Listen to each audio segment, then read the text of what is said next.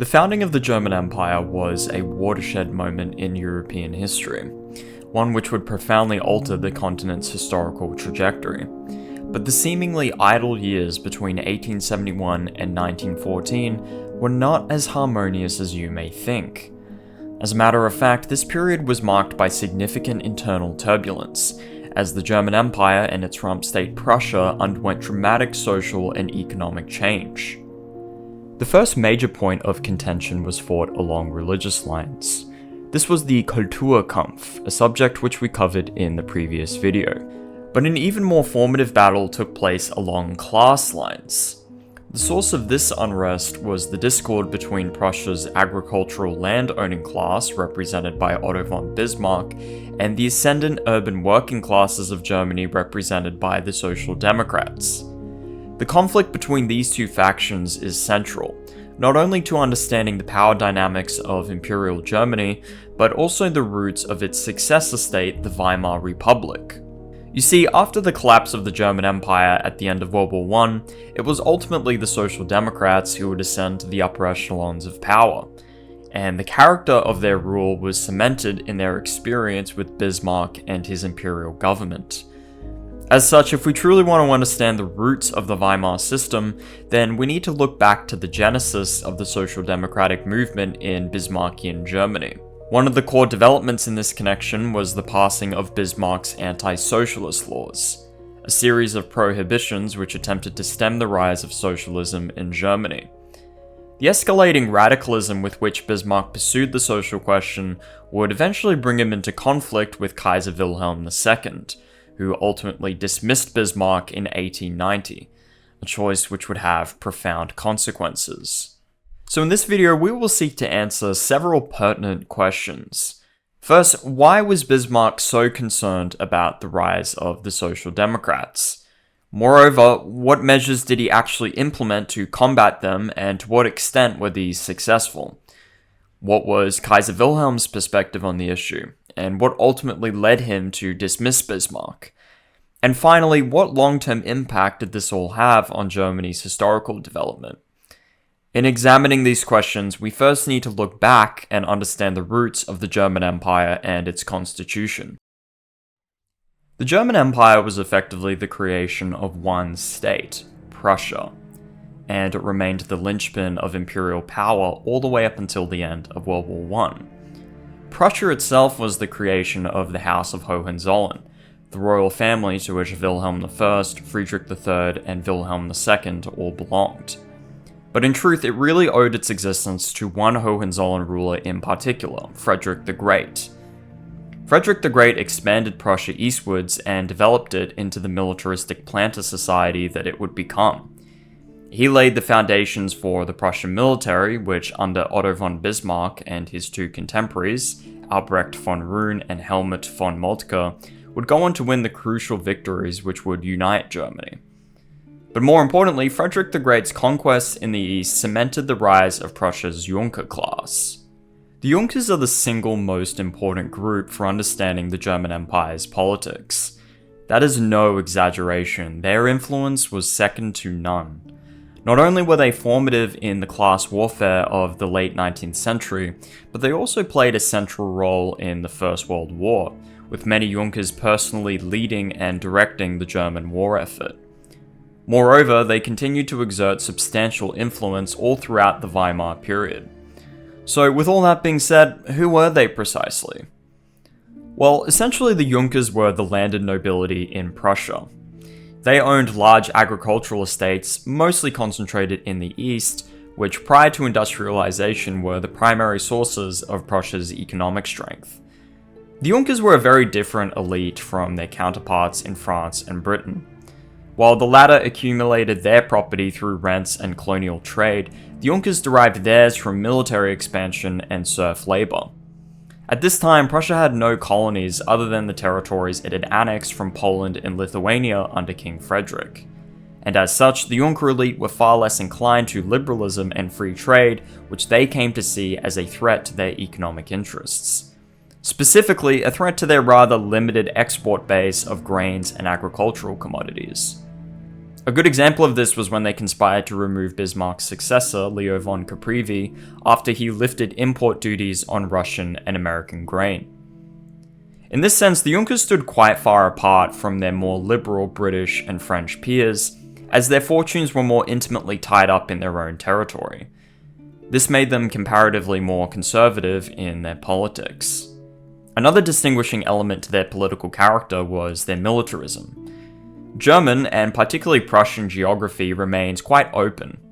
This region of Northern Europe does not have natural boundaries per se in the way that an island nation like Britain does, or an alpine nation like Switzerland does. Indeed, Prussia sat on open plains which bordered multiple nations and were therefore highly vulnerable to invasion.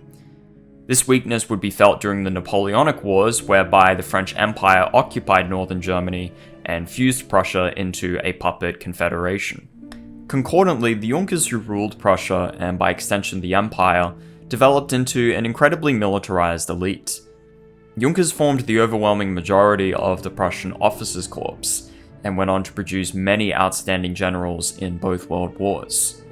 The reasons for this should now be fairly evident. Their wealth and power was largely concentrated in their own territory, which in itself was highly vulnerable to encirclement and invasion. Thus, in light of these economic and geographic factors, it may be clear why Prussia has been seen as a warmongering state. Especially after its rapid industrialization during the early 20th century, it had all the ingredients necessary for continental land-based warfare and colonial expansion. In any event, the Junkers were the bedrock of this state. Their power derived not only from their agricultural wealth, but also from their exceptional abilities in defending and expanding their territories. One can only really understand the Prussian system, and by extension the German Empire, through an appreciation of this class, for they would ultimately mold the imperial system in their image. With that in mind, let's now turn to the German Empire's constitution and try and understand how it set the stage for class warfare. A good place to start would be with Otto von Bismarck. Now, you've probably heard Bismarck's name before, and that's for a good reason. He was, for all intents and purposes, the father of the German nation-state. Like the Prussian royal family, Bismarck was also a prolific Junker, and he played a formative role in Prussian politics. Not only was he the longest-serving chancellor in the empire, but in many ways he was its true architect. In 1866, he engineered a war with Denmark over 3 disputed territories to its south. Prussia's victory in this war laid the foundation for the North German Confederation, a military alliance which integrated the newly acquired duchies into the Kingdom of Prussia.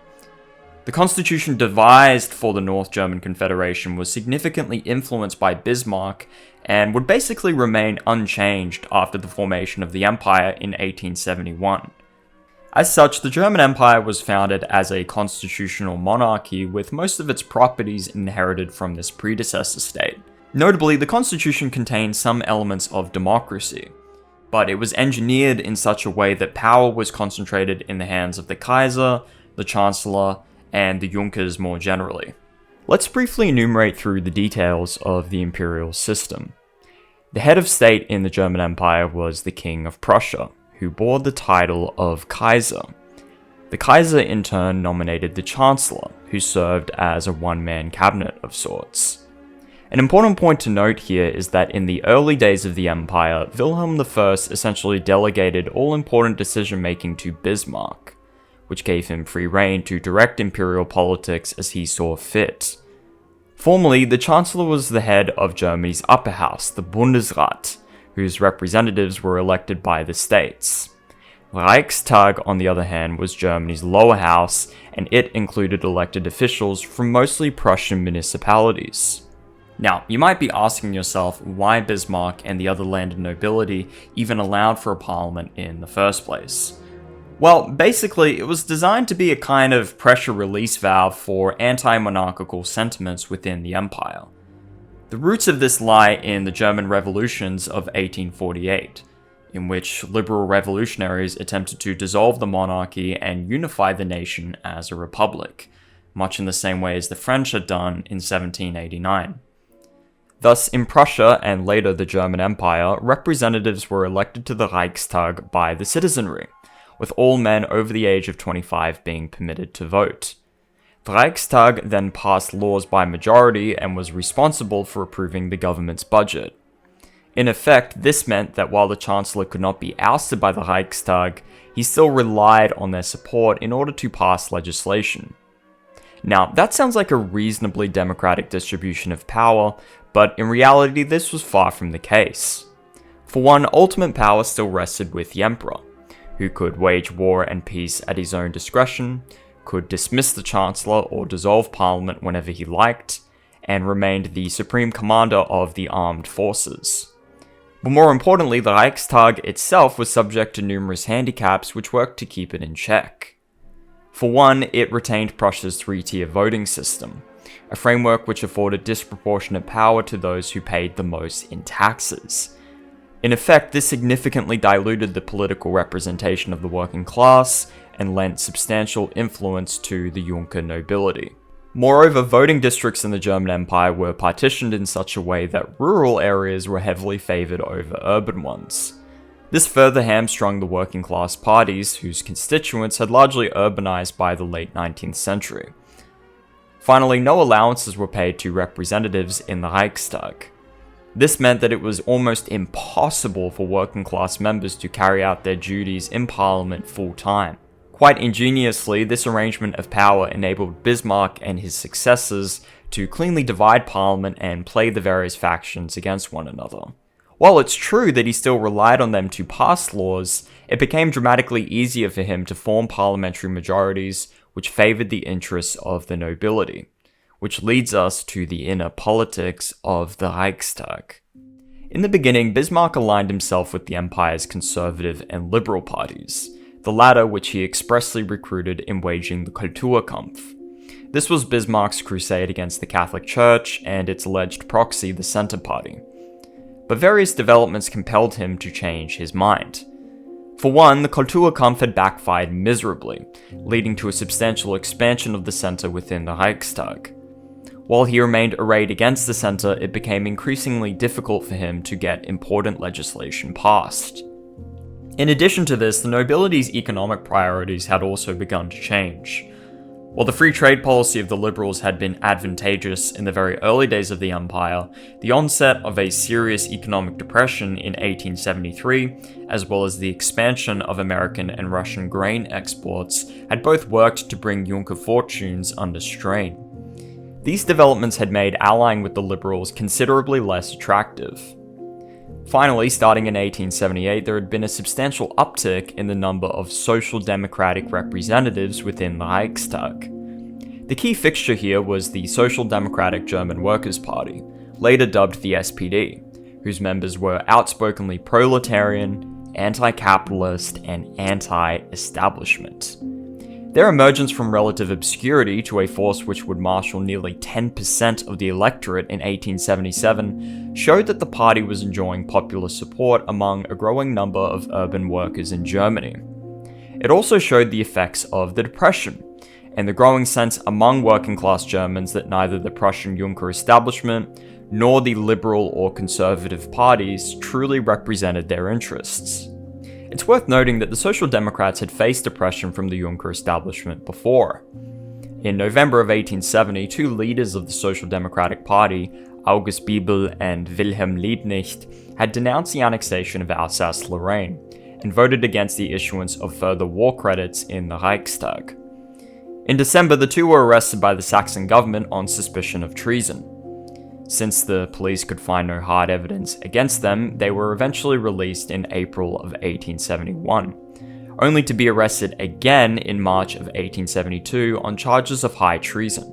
This was presumably done with pressure from Bismarck. The result was a conviction for both Bebel and Liebknecht, who each spent 2 years in prison. For insulting the Kaiser, Bebel received an additional 9 months and was deprived of his seat in the Reichstag. The martyrdom of these two figures was said to have fueled the popularity of the socialist movement throughout the 1870s. Accordingly, the growing number of democratic, anti-imperial, and anti-capitalist constituents within the capital cities or in other words, the nerve centers of government, struck fear within Bismarck and the other members of Germany's ruling elite.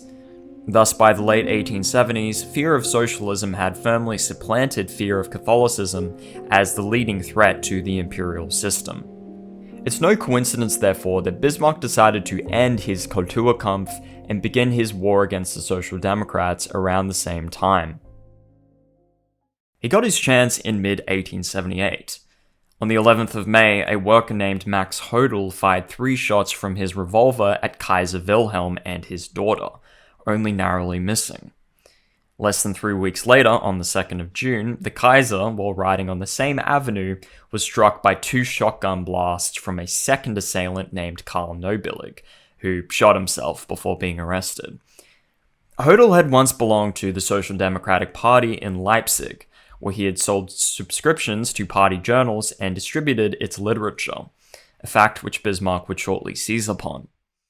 Indeed, Bismarck assessed that 5 years of economic depression, anxieties over the spread of socialism, and the general revulsion over the deeds of Hodel and Nobillig had produced such a mood in the country that he could effectively terminate his alliance with the left-wing liberals and simultaneously implement his anti-socialist laws. Amid the turmoil that followed, these were passed in October of 1878. And while they did not ban the SPD outright, they did implement measures which were designed to cripple its viability. For one, they banned any group or meeting whose aim was to spread social democratic principles. This, in effect, outlawed all trade unions and saw dozens of newspapers shut down across Germany. Social democratic politicians themselves sidestepped the ban by dissolving their party and running as independents. They also relocated their newspapers to neighbouring countries where they could continue circulation. The laws were renewed 4 times, but ultimately they failed to curb the growth of the social democratic movement. The share of the SPD vote in 1881 dipped to a mere 6%, before jumping back up to 9.7% in 1884 and over 10% in 1887. Much like the Kulturkampf, it seemed that punitive measures against Bismarck's enemies were having the inverse effect. But it wouldn't be accurate to say that Bismarck had learned nothing from his showdown with the Catholics. Indeed, not only had he recognized the explosive nature of class tensions, but he knew that repressive measures alone would be ineffective. As such, in the 1880s, he began pursuing a policy-making program designed to make regular Germans, not just his own Junker elite, more loyal to the empire. He did this by formulating a series of welfare and insurance laws which tried to alleviate their economic insecurities. This included the provision of sickness insurance, accident insurance, disability insurance, and even a retirement pension, none of which existed in Germany beforehand. In this sense, Bismarck was more or less the founder of Germany's welfare state, but this should come with a sizable disclaimer. As Bismarck's biographer Jonathan Steinberg remarked, the program was a calculation. It had nothing to do with social welfare, he just wanted some kind of bribery to get social democratic voters to abandon their party. It may have been partially successful, as it took years for the SPD to electorally bounce back to its position prior to the onset of the anti-socialist laws. Be that as it may, they did continue rising, much to Bismarck's frustration. In 1890, a 5th extension to the law failed, and its measures were subsequently repealed. Bismarck's response to this was to play a formative role in his eventual downfall at the hands of Kaiser Wilhelm II. But let's backtrack a little bit. The seeds of this showdown were sown in 1888, a time colloquially known as the Year of the Three Kaisers. On March 9th, Kaiser Wilhelm I died at the age of 90, bequeathing the throne to his son Friedrich III.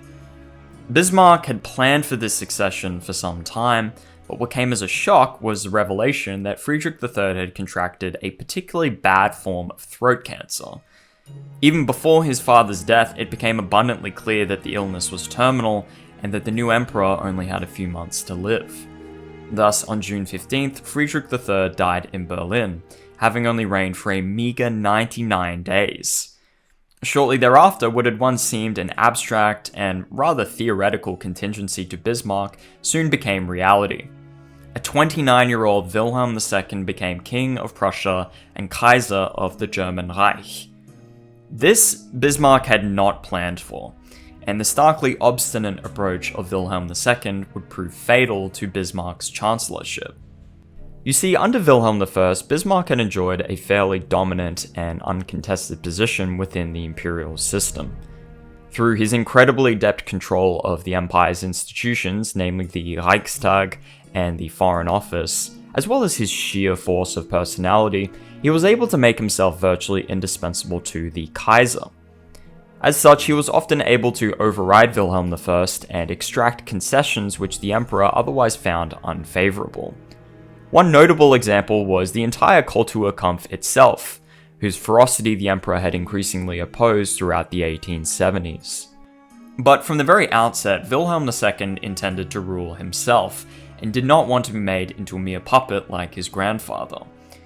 As such, when he ascended to the throne in mid-1888, Wilhelm II quickly began to assert himself, and it didn't take long for disagreements between the two men to become apparent. The most crucial disagreement, of course, concerned the German working class. In May 1889, this disagreement would be put to the test. A massive wave of industrial strikes broke out across Germany, starting in the Ruhr Valley before spreading to other parts of the realm, namely the Saarland, Saxony, and Silesia. The workers' demands were fairly simple: increased pay, decreased hours, and improvements to their working conditions. But the scale of the strikes were unprecedented. 20,000 workers went on strike in Silesia, 10,000 in Saxony, and a staggering 90,000 in the Ruhr, which also happened to be the heartland of German mining and heavy industry. So this was a major problem for the imperial elite. Bismarck blamed the strikes on workers' greed and the agitation of the Social Democrats, but he demonstrated great cunning in his response. He assessed that if the strikes were allowed to continue with minimum state intervention, this would weaken the Reichstag's resistance to renewed anti-socialist laws. Indeed, along these lines, he would be able to implement even harsher legislation than before.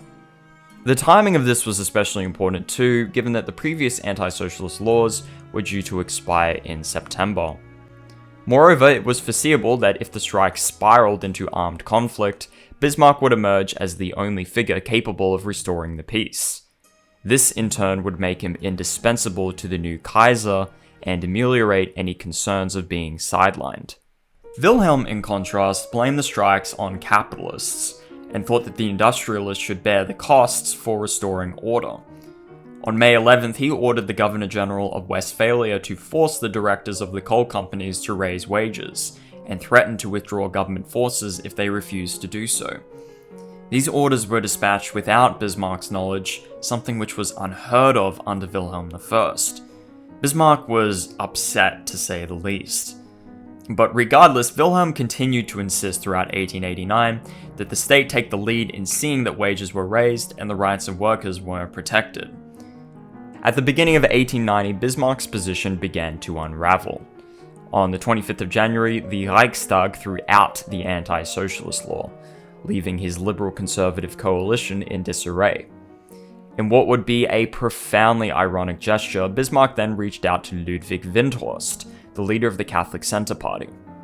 In this seemingly desperate act, Bismarck sought to find common cause with the party he had once labelled Reichsfinder, or traitors to the empire. Windthorst's conditions included the reversal of several measures enacted under Bismarck during the Kulturkampf, most notably the remittance of the Jesuit order back to Germany. Bismarck may have even been willing to oblige, but within the circumstances of March 1890, the meeting turned out to be a fatal misjudgment. The Kaiser was strongly opposed to making concessions to the Catholic camp, and he was encouraged by the growing entourage around him to take a hard stance on such issues. When he learned of the meeting, he was furious, and sensing his opportunity, decided to use it as grounds for a final confrontation with the old Chancellor. On March 14th, Wilhelm scorned Bismarck over his meeting with Windthorst, and declared that he had no right to negotiate with party leaders without his permission. Bismarck made the inverse claim, stating that under the Cabinet Order of 1852, ministers and other officials had no right to confer with the Kaiser without the Chancellor's permission. Wilhelm then demanded that the order be sent back to him so that he could rescind it. At this point, if Wilhelm's memoirs are anything to go by, Bismarck flew into a fit of rage so violent that the emperor feared for his safety. In much the same way as he had done with Wilhelm's grandfather, Bismarck proceeded to break down in a fit of tears and pleaded for the emperor's pity. Wilhelm, however, was unmoved, and 4 days later, after submitting his resignation, the political career of Otto von Bismarck formally came to an end. Following the repeal of the anti-socialist laws and the collapse of Bismarck's chancellorship, the Social Democrats experienced an unprecedented surge in their political power.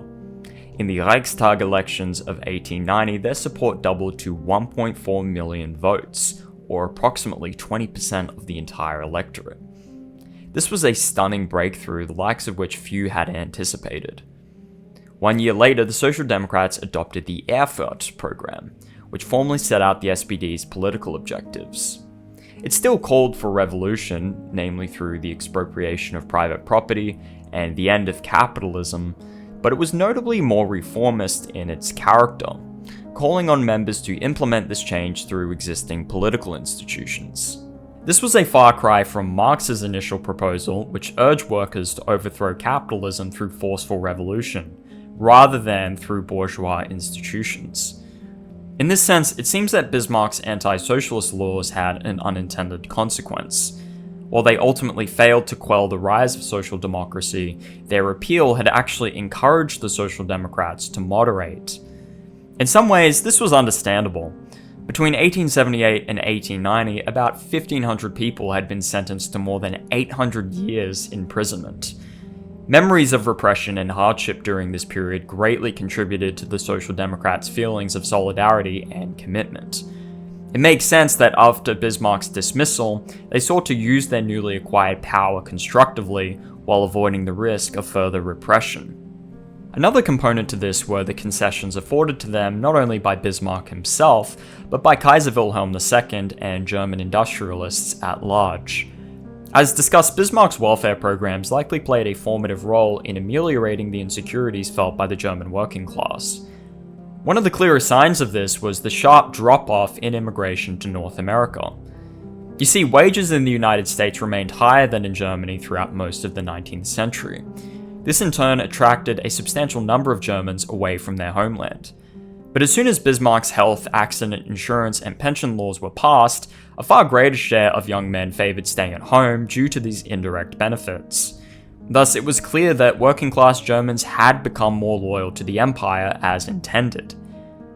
Moreover, following a massive export boom starting in 1895, the demand for German industrial labor increased dramatically. This led not only to higher wages, but also a dramatic winding down in the social tensions between labor and capital.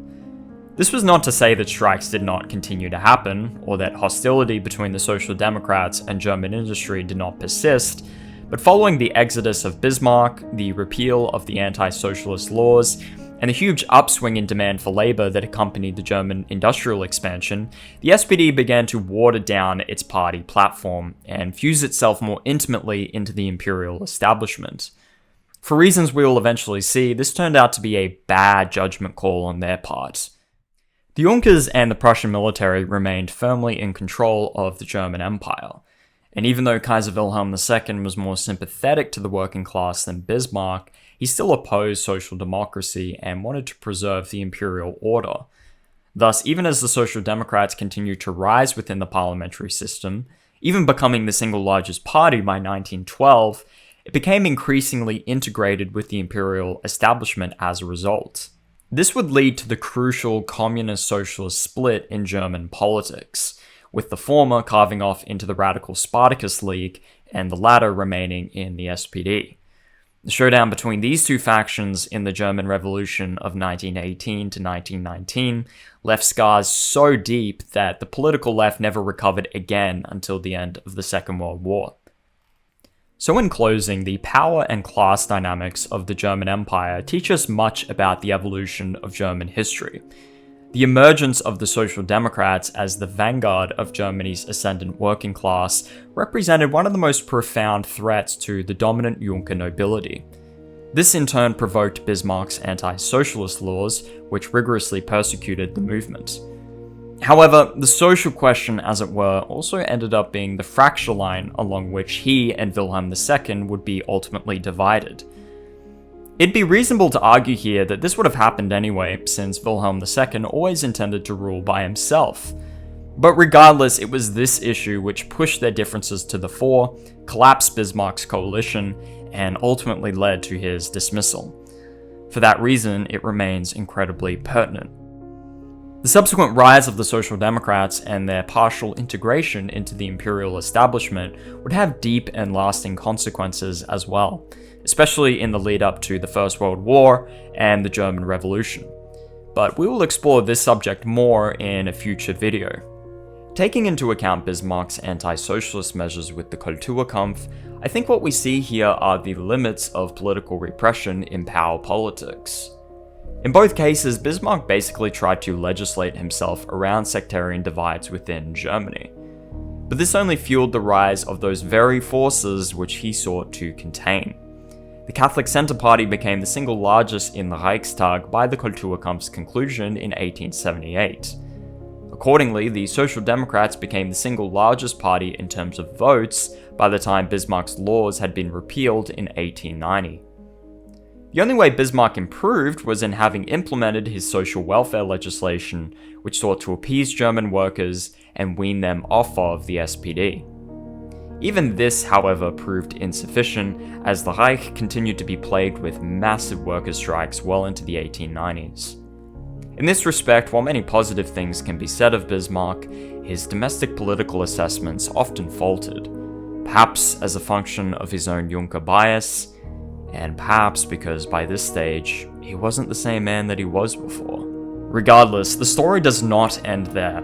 Join me in the next video where we'll be discussing the fateful revolution of 1918 and its lasting impact on German politics.